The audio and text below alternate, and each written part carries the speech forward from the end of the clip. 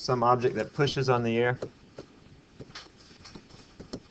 So for example, if I have a speaker, the speaker sort of looks like this. There's a diaphragm, usually paper or some flexible material here, and then there's a magnet on the end, and the magnet pushes the paper at a certain frequency. And like the video that we saw from the Khan Academy last time, it pushes the paper, causing a wave of a certain frequency. The faster it pushes, the higher the pitch sound. The slower it pushes, the lower the pitch sound. You've probably seen that if you've ever been next to like a big woofer. You can actually see the vibrations of those because it's a very low pitch sound. But if you have a high pitched, what do they call them? Tweeter? Is that what they call them? Yeah, like the little speakers that make the high pitched sound. You can't really see those vibrate because they're vibrating so fast. They make the high pitched sound. So for example, you can have a speaker like that. Tuning fork. I didn't bring my tuning forks. I'll bring them next time. A tuning fork, you've probably seen one. It sort of looks like this. It's a piece of metal, and you strike it, and it'll vibrate at a certain frequency. And just like the speaker, it pushes on the air around it, and that's what generates the sound that you hear. Tuning fork, a simple wave, has a single frequency, and that's usually what we work with. But in practice, you see more complex waves. Like for example, this shows the pressure. It would be sort of like the amplitude of your wave. So the y-axis, and here we have the time on the x-axis. So this is like the displacement of the wave. This is the time. What kind of graph would this be? Snapshot or history graph? History. This is a history graph, right? A history graph shows time. A snapshot shows y versus x. So just a snapshot of time. So this is a complex wave. It's a combination of many waves. Complex wave has multiple frequencies added up.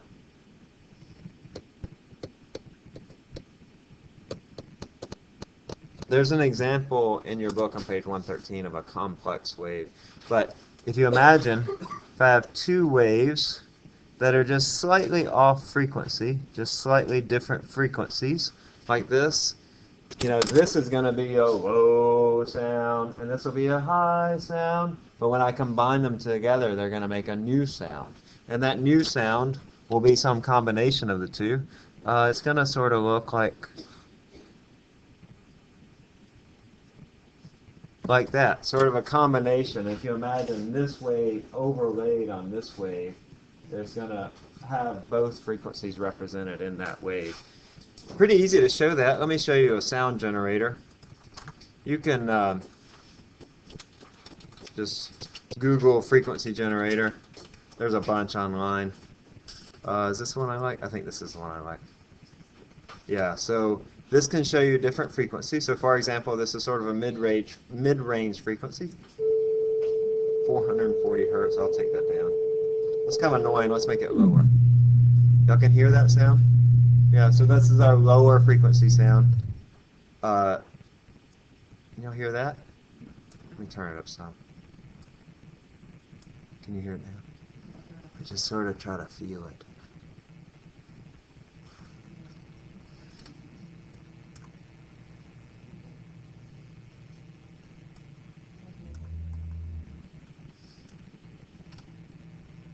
Y'all can hear that, right? Don't say no.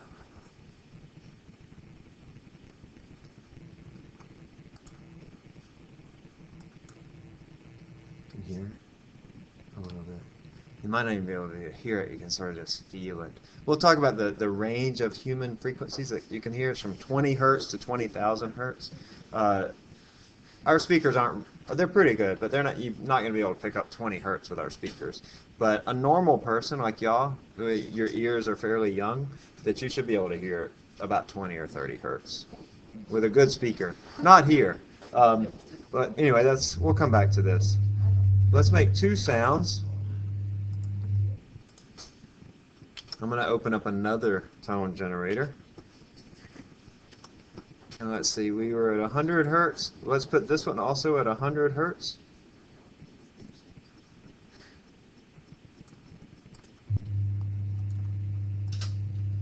Okay, so these are both going. Now I'm going to just make it go up just a little bit.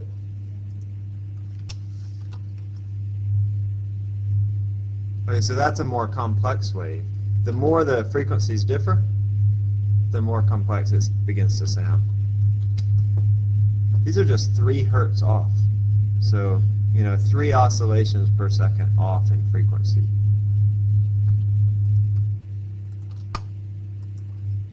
If you've ever tuned a piano or a guitar or something, you've used this phenomenon. It's called beats. And it occurs when you have 2 sounds of different frequencies or occur.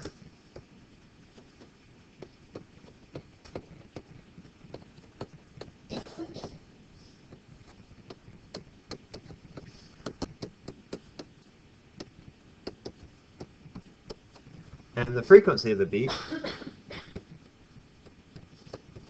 will equal to the difference F2 minus F1. These parallel lines are absolute values, so if it's a negative number, you just take the opposite of it. So the frequency of the beats is just the difference in the two. So if you've ever tuned a guitar, the way you tune a guitar is you tune one string with a tuning fork or a tuner or whatever, or some known frequency. You tune that one string, and then you compare that string to all the other strings. And so you'll play, say, the E string, you play an A on the E string, and then you play the A string. And you tune the A string until you get no beats at all. So you would do just like this with our tone generator. Say I have a tone at 100 hertz, a tone at 103 hertz. Then you would fiddle around with your keys until the beats get slower and slower,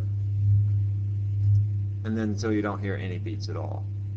1 hertz is a very small change in frequency, and so it's very easy to tune to ensure that 2 sounds are identical by using these beats. That you can get them exactly identical in frequency just by using your ear, because beats are so prevalent in that. Okay? That's kind of cool. Now, did y'all know about beats? You tune instruments that way? Pianos do that way too. That's how they tune. They have a tuning fork, ding, and then they play the key, and then they listen for those beats. Or you can use electronic tuners too. Okay. Detection of sound.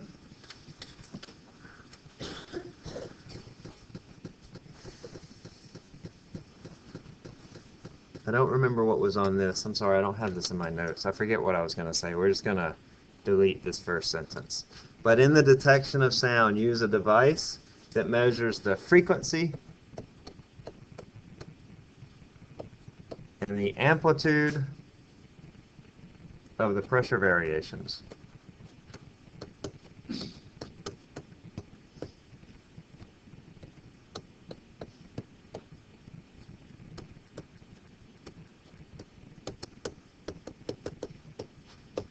It works a lot like a speaker. I remember our speaker was like this. We had this diaphragm with an electromagnet. The electromagnet can cause the diaphragm to vibrate at a particular frequency and also at a particular amplitude. That if you have a woofer that's really loud, you'll see this diaphragm visibly move back and forth. And you'll see it visibly move at a certain frequency. So when you have a speaker, you give it an amplitude. That's related to what? Pitch or volume? The amplitude. Volume, right. So the greater the amplitude, the more that diaphragm is moving back and forth, the greater the amplitude, the greater the volume. And then the pitch is related to the frequency, right. So the faster it's moving, the higher the pitch will be. And it works similarly with a microphone. If you're trying to detect sound, it's just the opposite. So this is really just the opposite of a speaker. instead of producing these pressure waves, these pressure variations or disturbances, the disturbances will come in and then they'll make this diaphragm move at a certain amplitude and at a certain frequency. And then it's connected to a series of electronics that will translate those vibrations on the diaphragm to an electrical signal which you send to your whatever, your computer or whatever you're using to detect the sound. A microphone and the ear are two ways to detect sound.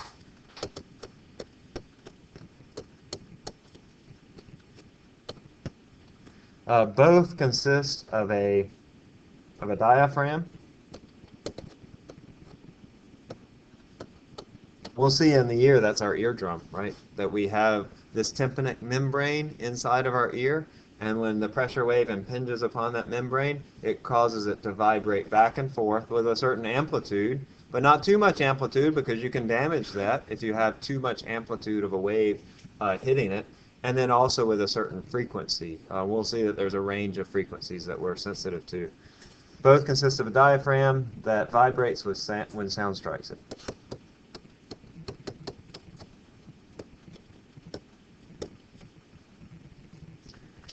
Microphone and speaker are very similar.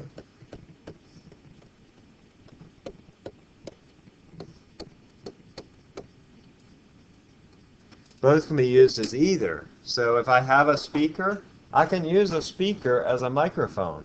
It's not a very good microphone because if I have a big speaker, I got to talk pretty loud to make any vibrations in that speaker.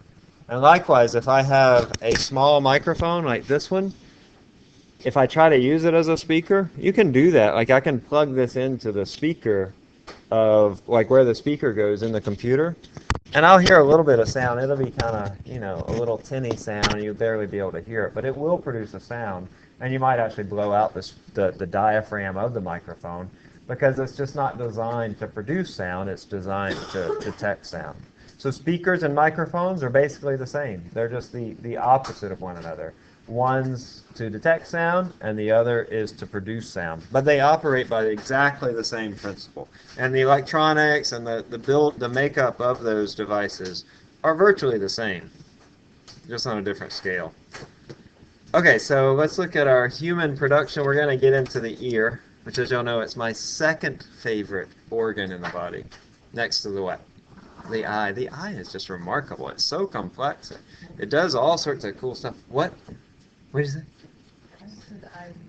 The eye is not boring. The eye does all sorts of cool things. It's more remarkable than any instrument that a man can make. So, frequency spectrum. First of all, humans can only detect sound in the sonic region of the spectrum.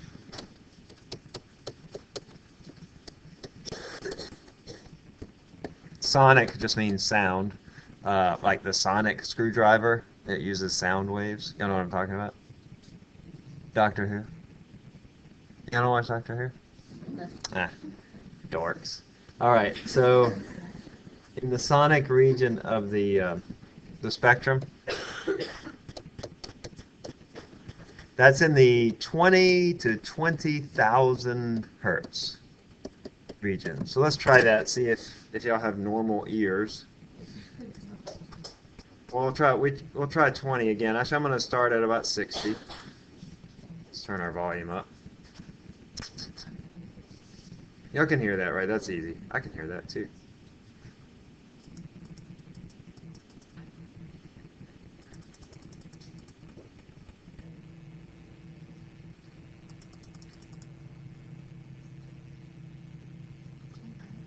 Stop it.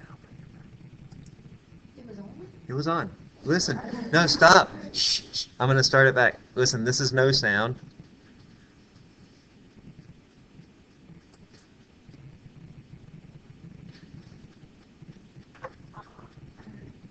Yeah, you can hear. You can hear.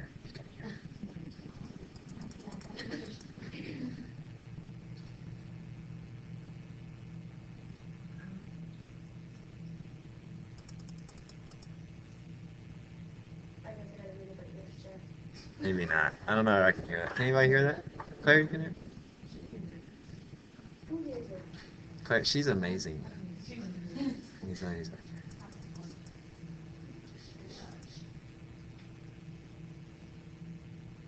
Amanda? Yeah?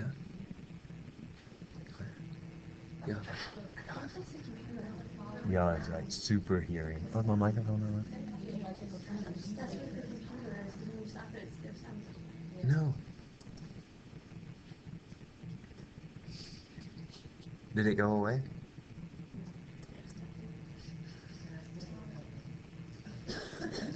Anyway, let's do 20,000 hertz. So we'll go up to high frequency. You ready?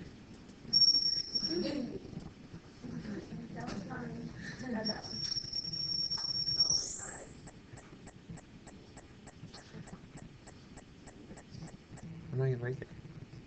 Y'all hear that? Is it really annoying?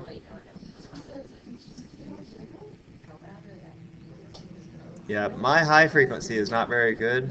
I can't hear this at all. I'll just leave it on for the rest of the class. Is that okay? Yeah. So, if you have hearing damage can affect the volume of the sound that you can hear, and it can also affect the frequency of the sound that you can hear. My hearing is not very good. I used to play in a band. Did you know that? Like in a heavy metal band. Back when I was younger, in high school. What? It's tuning torture. Uh-huh. I had like 8 years of my hearing loss. But when I go like in my ears, they'll like hit it together and they're making this to a ear and then like press against the bone spot. Oh, I don't know. And know. then asks you which one sounds. I don't know. Oh. There are ways to hear sound through vibration in the back of your head. In fact, some headphones do that. Instead of actually putting it into your ear, you just sort of wrap it around and they just vibrate on the back of your head. I don't know what they're used for. I know that tuning forks are used sometimes for testing for injuries. Some of y'all have probably done this, right? I've never seen it done, but I've heard about it. Where you take a tuning fork and stick it to somebody's knee, and if they have it damaged, right, it'll hurt or something? Yeah, when I go to neurologist, Yeah? I never realized it was. Yeah, do we ever do that? Is that a thing in PT? Non-PT.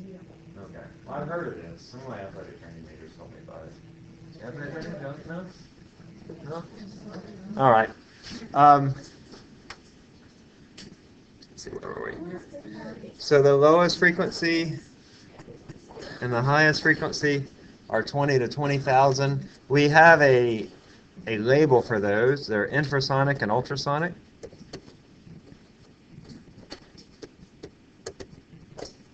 That's below the audible level. If you think to infrared also, it uses a similar meaning. Like infrared light is below red light. It's a shorter wavelength, or excuse me, a shorter wavelength, shorter frequency. Excuse me. Ultrasonic is above the audible level. Like an ultrasound uses high frequency sounds. Dogs and cats can hear ultrasonic.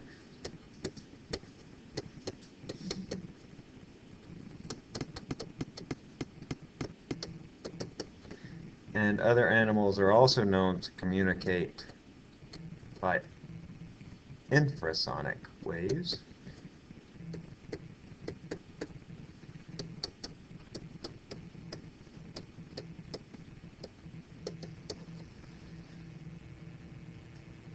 Because the infrasonic waves can travel over very long distances. I think elephants, for example, they can use infrasonic waves, but the most common is your friend, the whale. The whale uses infrasonic waves. The killer whale too, but more so like the bigger whales, like the blue whales and the sperm whales. You ever heard them? You know what I'm talking about? When I was a kid, we used to get National Geographic from we would get National Geographic magazines from the houses where my mom worked. You know, I told you my mom, she cleaned houses, and sometimes they would throw away their National Geographic magazines. One time I remember that they had a record in it. It was a floppy square record, but it had whale songs on it, and that used to just fascinate me. Because they communicate by these infrasonic waves. They can communicate from many hundreds of miles with other whales in the ocean. Okay, we can use ultrasound equipment. I know many of you are hoping to be ultrasound techs. Uses about 20 million hertz. 20 megahertz are, 20 million hertz. When you're doing ultrasound imaging, we'll talk more about the resolution that you can get. It turns out that the resolution is proportional to the frequency. So if you change the frequency, then you get a higher or lower resolution. And these vibrations or waves are absorbed very quickly.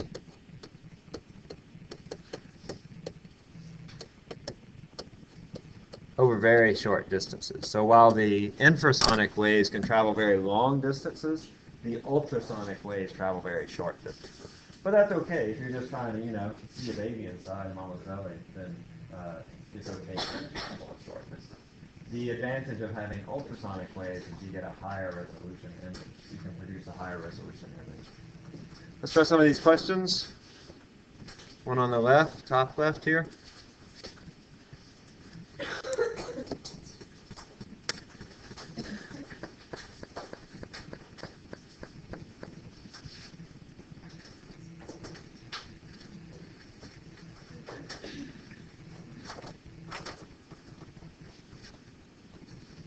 All right, let's stop. 25.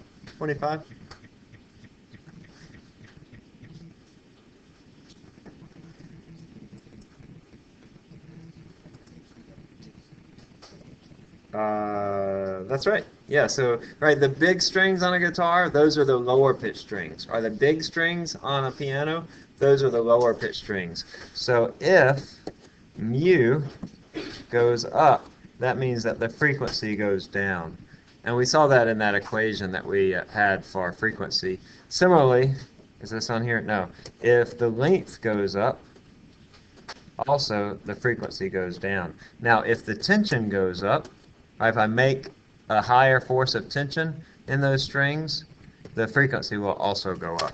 So make sure you remember these relationships. Although this looks sort of like an M, it's not for mass, it's for linear mass density. It's the Greek letter mu. That's what we typically use for mass density. Linear mass density. We use a rho for volume density. We saw that earlier. But we'll use Greek letter mu, lowercase, for linear mass density. Let's do the one on the right. The speed of a wave depends on which of these?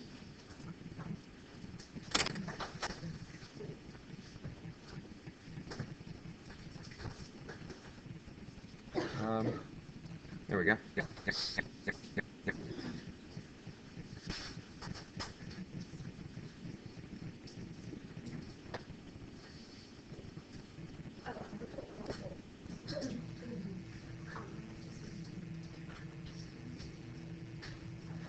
How do I change V? What does it depend upon? I'm going to stop at 28. 28.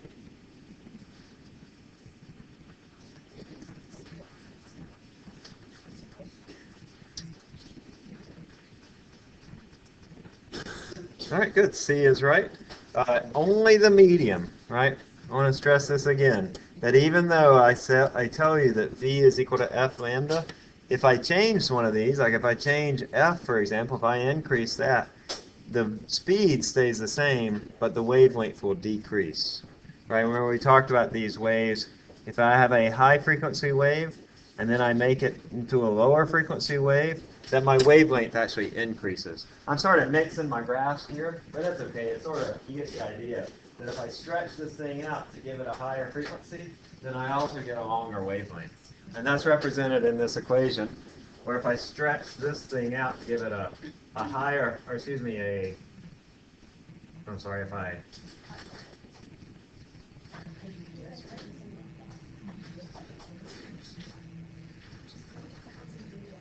I stretch it out to give a lower frequency, then I get a longer wavelength. They're inversely related. If one increases, the other decreases. All right, let's try the bottom left over here. This one right here. What's the lowest pitch a person can hear?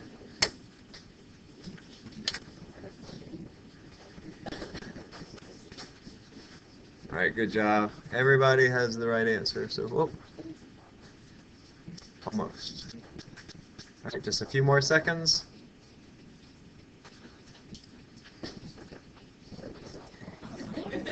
Very good. Like B is right. It's going to go from 20 hertz up to 20,000 hertz. 20 to 20,000. That's typical, but different people are different. So it'll be just sort of dependent on the person. Hey, what do you call Santa's helpers? Elf. That's not even funny. What do you call Santa's helpers? Subordinate clauses. That was funny.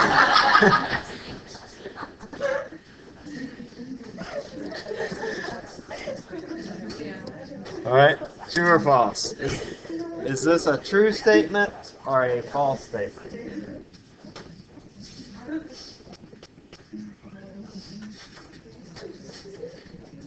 Brianna, we saw you on the cover of the magazine. You know she was cover girl in the magazine? You want to see her on the magazine? Nichols work. Did you see her?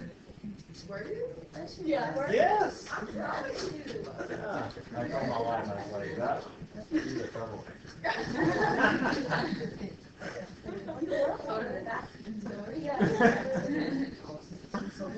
All right, just a few more seconds. Yeah, there's a bunch out in the hallway. Pick up one. You people don't read the Nicholsworth enough. It's a good magazine. They have cool stuff in there, right? Y'all need to read it more. There's interesting stuff going on in the Nicholsworth. They have a good website, too. The students work really hard on it, and they produce some good articles. They're interesting to read. All right. Let's see. A is right. Oh, we on this one. Never mind. Yeah, A is right. Yeah, the answer up here was C. All right.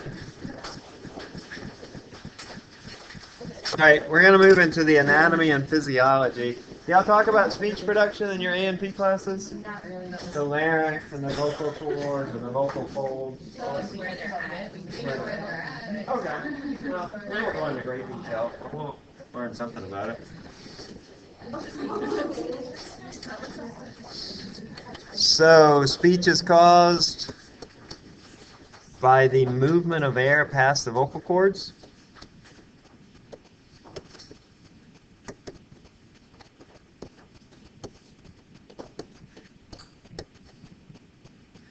This air is forced past the vocal cords. Sometimes it's called the vocal folds.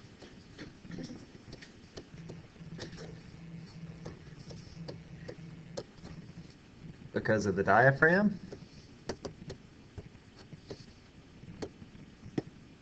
Remember the diaphragm, big muscle below the lungs? It can change the volume of the cavity in your chest, which because of Boyle's law will cause you to either exhale or inhale, right? PV, if P goes up, or if V goes up, P goes down, and vice versa. And the diaphragm then can enlarge or shorten the chest cavity.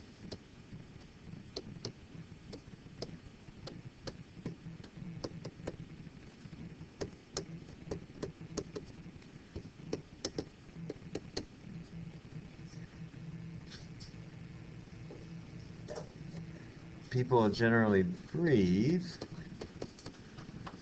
12 to 15 times per second. It said that in your book. I just think that's kind of interesting, that you breathe about 12 to 15 times per minute. Well, it does per minute when in normal activity. Just walking around, not exercising.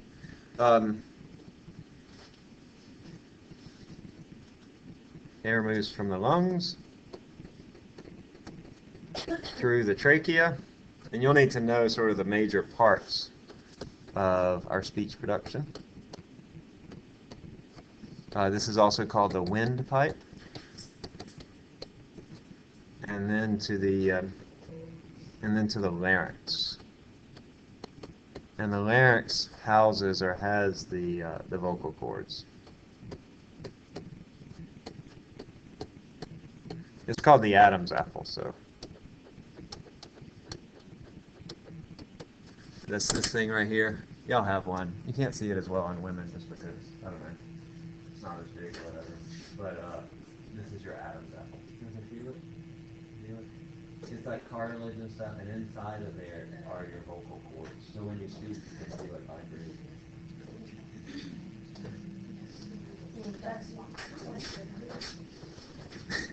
Do you have one? I don't know. Oh, I think you do. The vocal cords, aka the vocal folds, also called. We'll call them cords in this class, but they're sometimes called the vocal folds, are inside the larynx, which protects and moves them with cartilage and muscles.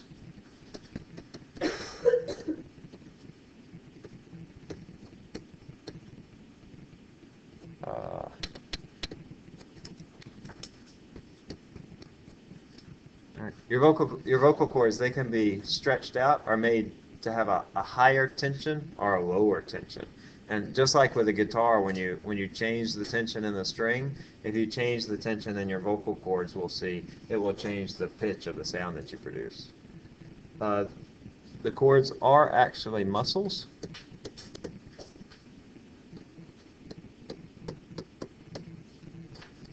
That can open or close depending on the situation. And the space between the cords is called the glottis. So here's a diagram up here. Here's where they're open, and this is called the glottis. The space between the vocal cords, when they're opened up, the space between them is called the glottis. And when they're closed, we'll see that's called a glottal stop. You can have, if you're whispering, the glottis is open. When you're breathing, the glottis is open because you want to get a maximum volume of air when you're breathing.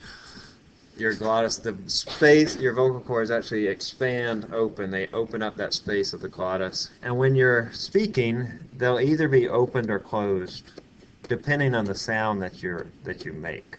So they'll either be open or closed. Goodness bless you. And a glottal stop is when you close the glottis. I have a video about the glottal stop. Any singers in here? Y'all are like the least musical bunch. Now you're talented in other ways, Julie. In other ways. But music is not not a musical group. That's okay. There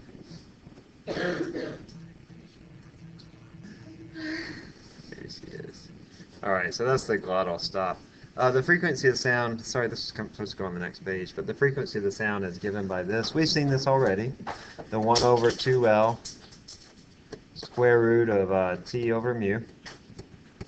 Right, and so on the test I'll ask you, what happens if you increase the length of a string? Or what happens if you increase the tension in the string? So just, what? Alright, so if L goes up, F goes down. There's an inverse relationship between F and L because, L is in the denominator. If T goes up, F goes up. There's a direct relationship.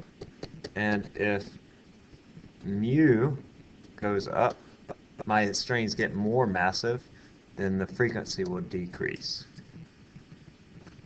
Okay? Make sure you know how to do that with those equations. We've done those before, so you'll need to be prepared for that. The greater tension will have a higher frequency.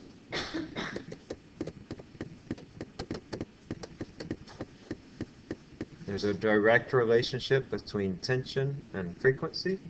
The length of the vocal cords, so this is true too for the vocal cords. and we'll see that in just a second. The vocal cords, we can change the tensions. They're muscles after all, and so they can get tighter or they can get looser and change the frequency. The length of the vocal cords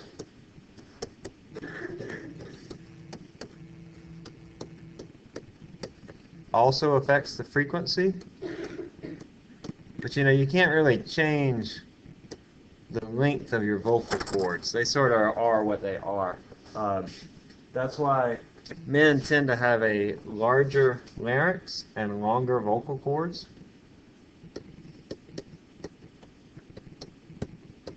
And particularly because they have longer vocal cords, they typically have a lower frequency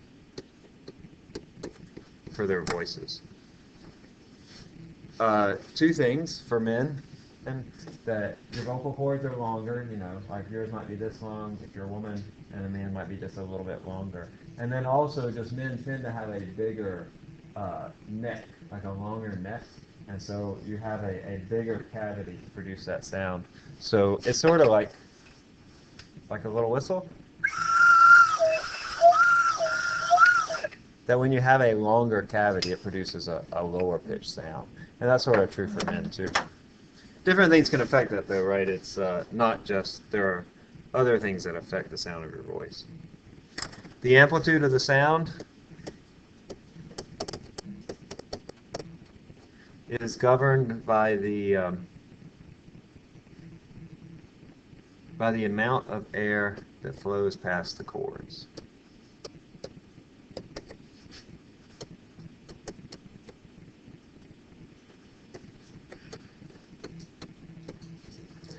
So y'all know that if you need to make a really loud sound, you take a big deep breath, and then it takes a lot of air to produce that sound. So the amplitude is the amount of air that flows past the cords, and then the frequency is the tension in the cords, and you can change the tension in the cords. You can make your voice high or low or high, right? Can y'all do that? Have you been practicing that? It's on the test. High. Low. Anybody want to try it?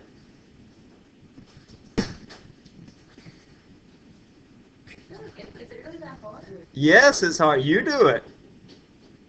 See? High, low. Yeah, you did it. Yay. Okay. Yeah, remember the Bernoulli Effect? If you don't, we'll need to know the Bernoulli Effect. We saw it in our fluid flow section, chapter 2 ago.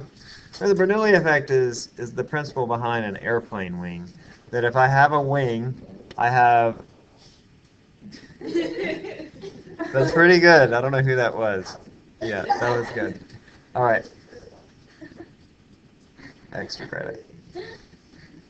In the Bernoulli Effect, I have two airstreams going across a wing.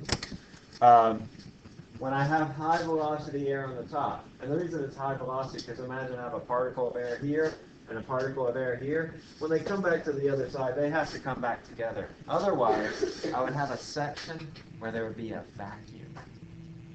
Like there would be no air particles. Wow. So they have to come back to the same point. So that means that this part is going to go faster. So I have high velocity on the top, low velocity on the bottom, and with the Bernoulli effect, what it says that is if V goes up, the pressure goes down. We did that before. Remember I brought the little ping pong ball and the candle glass holder thing? If you blow air over the top, that the ping pong ball gets sucked up out of the glass. That's true for chimneys too, by the way. When you have a chimney and you have a fire in it, if you have a high velocity wind across the chimney, it'll suck up that smoke up out of the chimney and get more airflow through your fireplace up into the chimney. Chimneys operate by that principle. And it's true in your vocal cords too. Muscles will bring the cords together. They are muscles, after all. And then air flowing pushes the cords apart.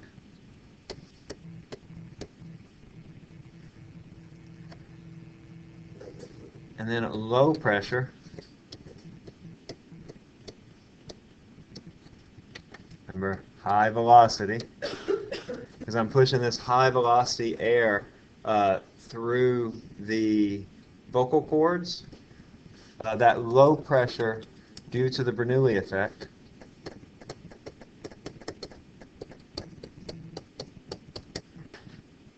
causes them to come back together, and then this low pressure oscillates.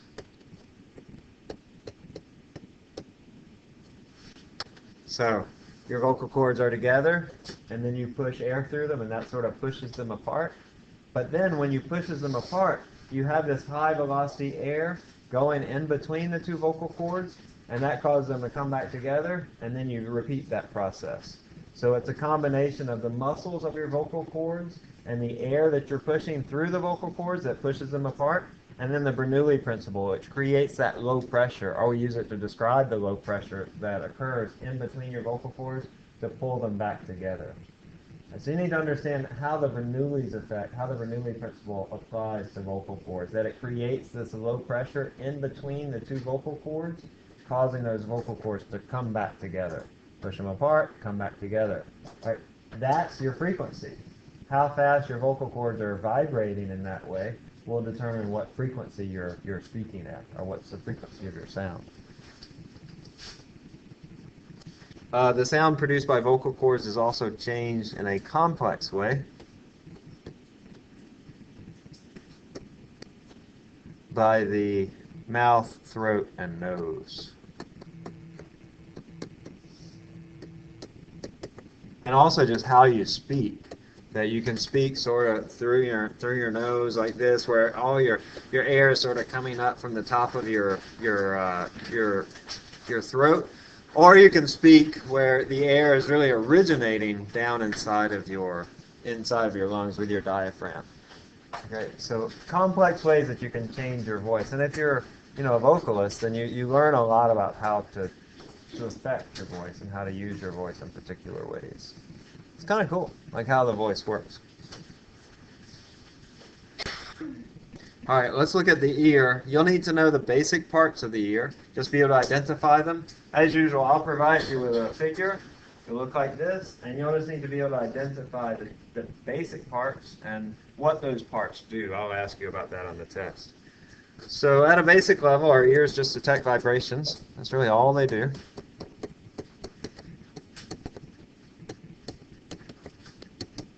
They're pretty good at it. The ear has three parts: the external, or the outer ear,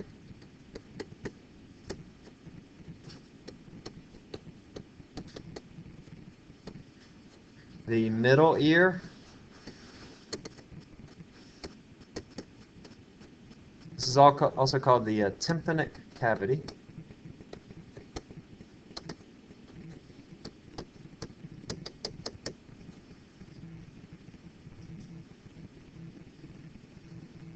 and then the inner ear, the internal or inner ear.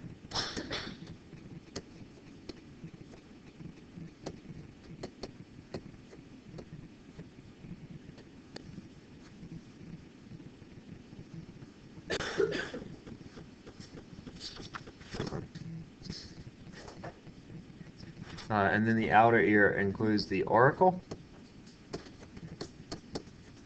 and the auditory canal.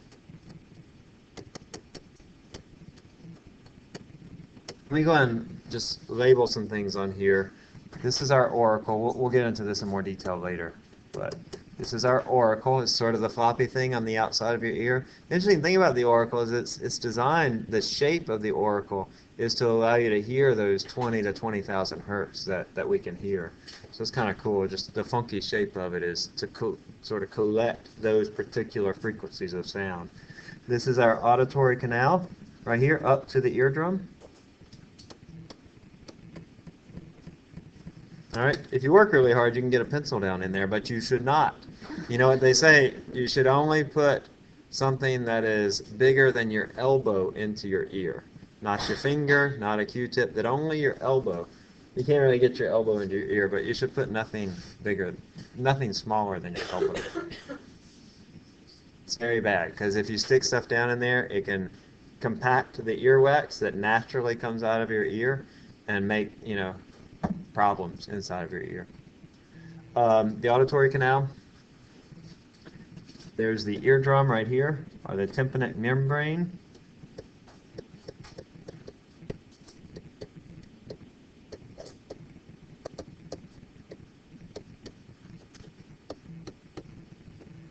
Here's the Eustachian Tube. We'll talk about that, what it is.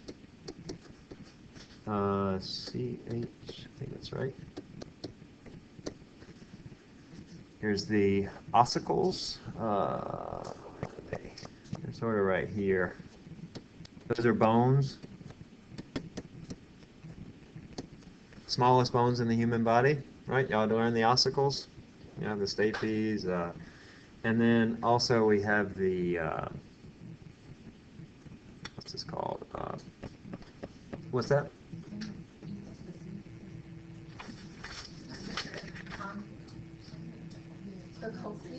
No, the cochlea is the other thing. I'm sorry.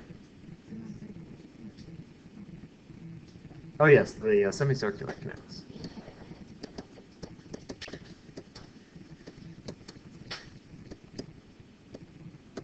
And then this thing that looks like a snail, that's your cochlea. It's sort of the last step before you send the electrical signals to the brain. It's sort of like that electromagnet on the microphone. It interprets the vibrations to determine what is the sound that you're hearing. You'll need to know all those parts, and you'll need to know, the various purposes of them. We'll write this down in just a minute, but let me just step through them. The auricle is to collect particular frequencies of sounds. The auditory canal, it helps to amplify the sound. So as the sound comes down here, it'll be amplified, and then it comes to your tympanic membrane, or the eardrum. This vibrates back and forth, kind of like the head of a tympani. You know what they call it? The big kettle drums? Yeah. So it's like the head of a drum. The ossicles are three bones right here. They act as a lever of sorts to take the force that's on the eardrum and magnify it, to make it bigger. So it's a simple machine that will push on the inner ear. There's a certain window that it pushes on, and it puts vibrations into the cochlea and the semicircular canal. These are fluid-filled chambers. The cochlea will take those vibrations and convert them into an electrical signal, and then the semicircular canals are primarily used to help you maintain what, Yana? Balance, yeah. So they're fluid-filled chambers, and when you move around a lot, that fluid moves around and helps you to understand where you are. It helps you to understand, am I bending over like this, or where am I in the world? To help you to keep balance. So let's write down some of that stuff. The auricle is the visible part of the ear.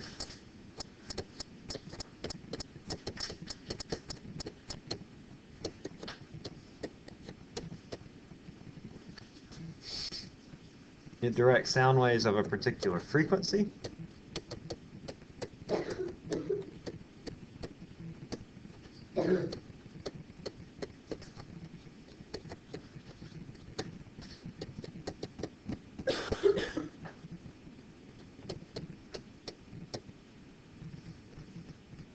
To the ear. Remember that 20 to 20,000 hertz. The ear canal, it's about 1 inch long.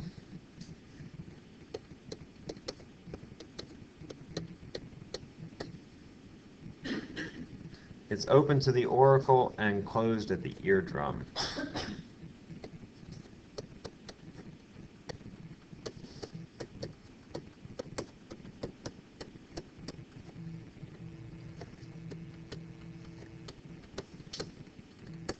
And it acts to amplify.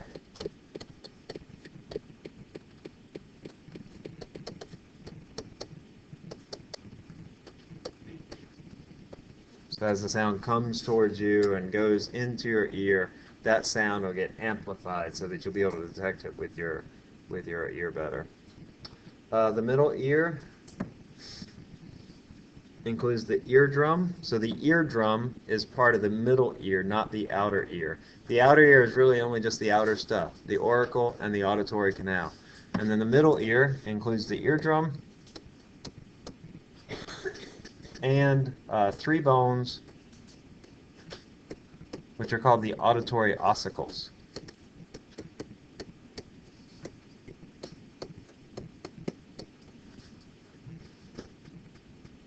These auditory ossicles, I'll show you a video later, but they act as a lever.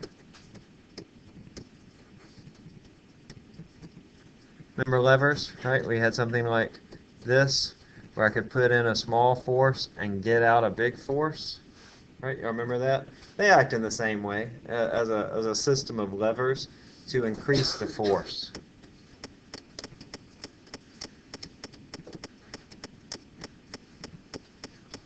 So they're attached here, looks like the tympanic membrane, they're attached to the tympanic membrane, and when it vibrates, it exerts a force on those ossicles, and then that force is multiplied as it goes to the malleus, the incus, and the stapes. They're connected like a system of levers. Just acts to increase the force as it goes onto the inner ear. The middle ear also has an opening called the pharynx,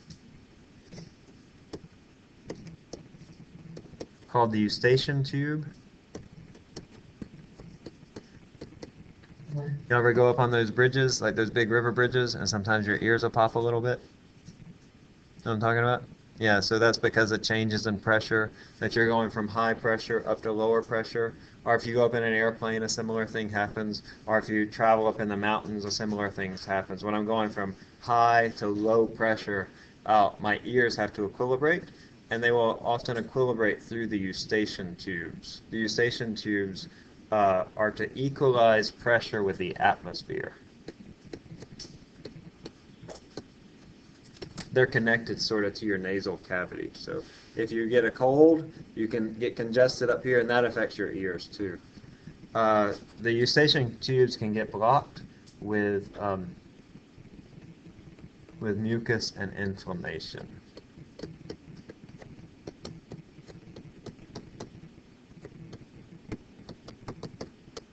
I don't know much about tubes when they put them in kids' ears, but probably many of you have had tubes put into your ears, right, when you were just little bitty, because kids, when they're younger, the Eustachian tubes aren't very big. They're not really big enough to take care of all the mucus and stuff that comes out of their noz. So those things can get clogged up, their Eustachian tubes, and then they'll have issues with ear infections and the like, because they get a lot of fluid that's behind their eardrum that can't drain out through their Eustachian tubes. And that's what it means when somebody puts tubes into your ears, is that they'll actually add, let's see, do I have the Eustachian tubes?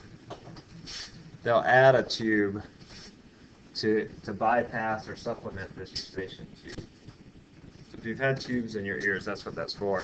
I've been told, I'm not sure if this is true, but some of my past students told me that in a kid, that the Eustachian tubes aren't vertical like this, that they're more horizontal, and so it's just harder for the fluid to drain off. That's why when you look in kids' ears, I forget what it's called, you have to pull down in that, but with adults, you pull up. You know, hear what she said? With kids, Or you like have the opposite. you have to pull down. With adults, you have to pull up. You have to look into yours, not in yours. Yeah, interesting. That's interesting, isn't it? Because they're just forming, right? Their bodies aren't fully to the normal shape they should be. All right. Eardrum is also called the tympanic membrane. Let's change color here. Goodness, that red is lovely. Like a tympani.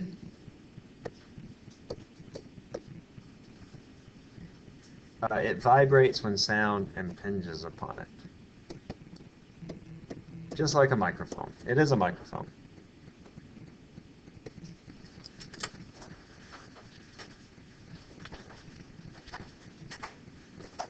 All right, let's look at the auditory ossicles. There are 3 small bones, smallest bones in the human body. They're called the malleus, the incus, and the stapes.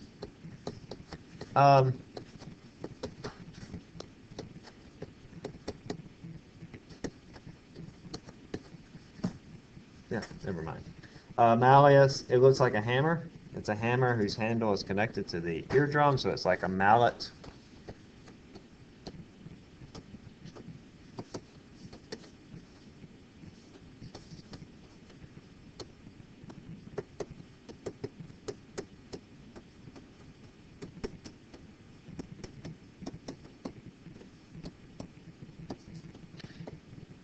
You can see that on the previous figure, you can sort of see the malleus.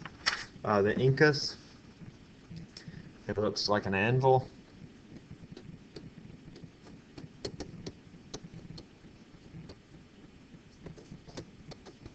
And then the stapes sort of looks like a stirrup.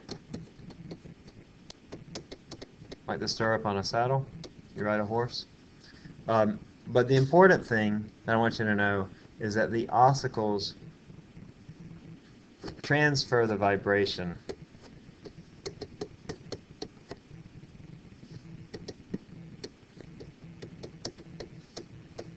from the eardrum to the inner ear.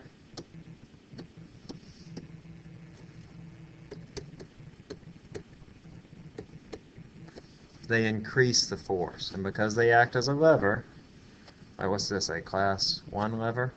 If I put in a small force over here, I can get a big force over here. But it actually increases it by a lot more. It increases by like a factor of 20. I can't even draw it that big on this figure. It's a very effective lever. It increases those forces, which are pretty small, but it increases the forces by a factor of 20 or so. Okay? I don't usually ask the names of the bones, malleus, incus, and stapes, but I will ask you about what does it do, what's the purpose, and the purpose is to increase the magnitude of the force. That's the purpose. All right. I want to stop here because there's a video I want to show you, but I want to talk about the inner ear first before we do that video. So we'll just stop there. I'm sorry, but I will see y'all on Tuesday. No, let's go ahead and schedule our quiz. I see somebody's book. It says won't be on Tuesday. We'll do it on Thursday. We already did like the first part, right?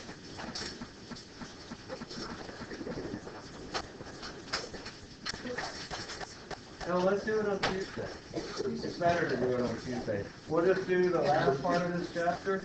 That's going to be, 114, the human production and detection of sound, till the end of the chapter. So just the second half of that chapter. All right? To 135. It's kind of a long section, but we covered a lot of it, and it'll be a pretty basic question. 114 to the end. 114. Yeah, 114 to the end. On Tuesday, okay? Tuesday, I'll send you a reminder.